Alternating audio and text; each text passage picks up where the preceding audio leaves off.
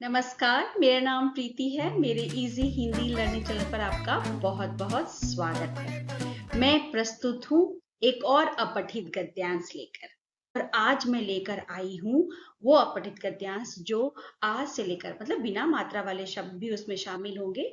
मतलब अ से लेकर बिना मात्रा वाले शब्द से लेकर और कहाँ तक ऊ की मात्रा तक, बड़े ऊ की मात्रा तक के शब्द शामिल है। अब अपठित गद्यांश पढ़ते क्यों हैं? अपठित गद्यांश पढ़ने के कई लाभ हैं, कई बेनिफिट हैं। पहला तो सबसे पहले आपकी पढ़ने की क्षमता बढ़ेगी, जिसको हम लोग रीडिंग स्किल कहते हैं। दूसरा, हमारे पढ़कर समझकर लिखने की कॉम्प्रिहेंड करने की क्षमता बढ़ जाएगी। और तीसरा, वोकैबुलरी मतलब हमारे शब्द भंडार में वृद्धि होगी, हमारी वोकैबुलरी बढ़ जाएगी। और चौथा ये कि हमारा कंसंट्रेशन, हम उसको ध्यान से पढ़ेंगे फिर उसके प्रश्नों के उत्तर देंगे तो हमारी एकाग्रता कंसंट्रेशन भी बढ़ जाएगी। और इन सबको मिलाकर हमारी भाषाई कौशल का विकास होगा। भाषाई कौशल मतलब कि आप पढ़ोगे, समझोगे, लिखोगे, फिर इनका प्रयोग करना सीखोगे, तो इससे आपकी भाषा सुधरेगी। तो चलो शुरू करते हैं आज की क्लास। पहले हम इसको पढ़ेंगे, अच्छे से ध्यान से पढ़ेंगे, तब जाकर हम इसके प्रश्नों के उत्तर देंगे। सुबह हुई और सूरज निकल आया, सब तरफ उजाला हुआ। सूरज निकलती है तो चारों तरफ उजाला हो जाता है। विशाल उठकर बाग चला गया, मतलब बगीचे में चला गया। बाग बहुत बड़ा था। क्या था? बाग बहुत बड़ा था। उस बाग की रखवाली राम नाम का एक माली करता था। इतना तक हमें समझ में आ गया। वह मीठा आम व पका पपीता लाया। कौन लाया? माली लाया। और किसको दिया? विशाल आम खा रहा था, तभी उसकी बहन गीता भी आ गई। विशाल क्या खा रहा था? आम खा रहा था, तो कौन आ गया? उसकी बहन गीता आ गई। अब आगे पढ़ते हैं। वह लाल टमाटर और मीठा तरबूज लाई। तरबूज लाई। वह लाल टमाटर और मीठा तरबूज लाई। तरबूज खाकर विशाल बहुत खुश हुआ। डाली पर एक बुलबुल थी। अरे वाह, बगीचे में डाली पर एक बुलबुल थी। वह मधुर गीत गा रही थी। बुलबुल क्या गा रही थी? मधुर गीत गा रही थी। तभी सुमित आया। सुमित अपनी किताब लाया। क्या लाया सुमित? किताब लाया। सुमित किताब पढ़ रहा था। किताब की कविता मधुर थी। कैसी थी? किताब की कविता मधुर थी। विशाल कविता सुनकर मुस्कुराया। विशाल कविता सुनकर मुस्कुराया। गीता भी खुश हुई। सबका मन बहुत खुश हुआ। हमने ये पैराग्राफ एक बार पढ़ लिया। अब इस पैराग्राफ को अच्छे से समझने के लिए हमें इसके प्रश्न भी पढ़ने पड़ेंगे। तो चलो हम प्रश्न पढ़ते हैं।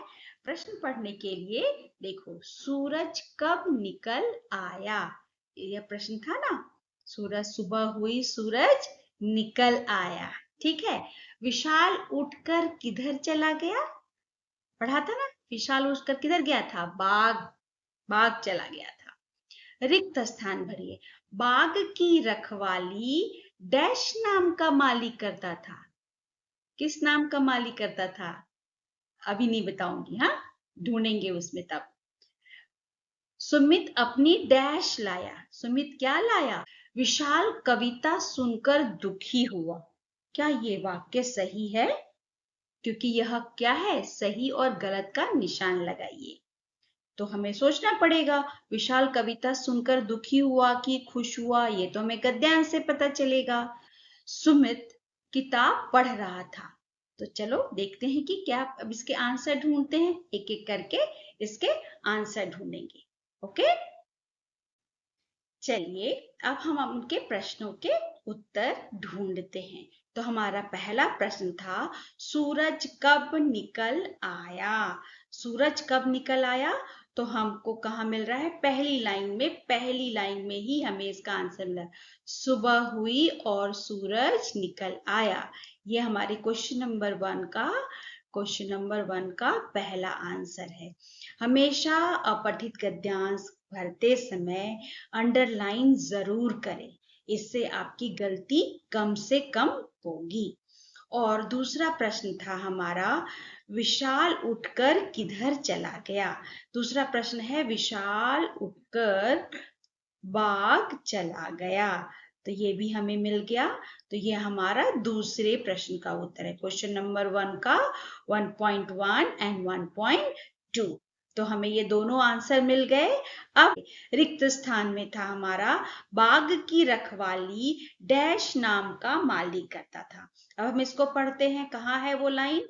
अच्छा, ये रही, बाग की रखवाली राम नाम का माली करता था। कौन करता था, राम नाम का माली करता था। अब रिक्त स्थान का दूसरा प्रश्न है कि सुमित अपनी डैश लेकर आया। तो चलो पढ़ते हैं कि सुमित कहाँ लिखा है। अच्छा, यहाँ है सुमित। सुमित अपनी किताब लाया। क्या लाया, किताब लाया। तो हमें ये दोनों रिक्त स्थान वाले आंसर मिल गए। अब 3.1 जो सही या गलत है, तो पहला उसमें क्वेश्चन में है, विशाल अब कविता सुनकर दुखी हुआ। नहीं, विशाल कविता सुनकर मुस्कुराया। ये तो प्रश्न गलत है, तो ये वहां पे जाकर गलत होगा। ओके, सुमित किताब पढ़ रहा था। ढूंढते हैं, सुमित किताब पढ़ रहा था। बिल्कुल सही है, ये हमारा सही है। तो चलो अब हम उस पर आंसर लिखते हैं।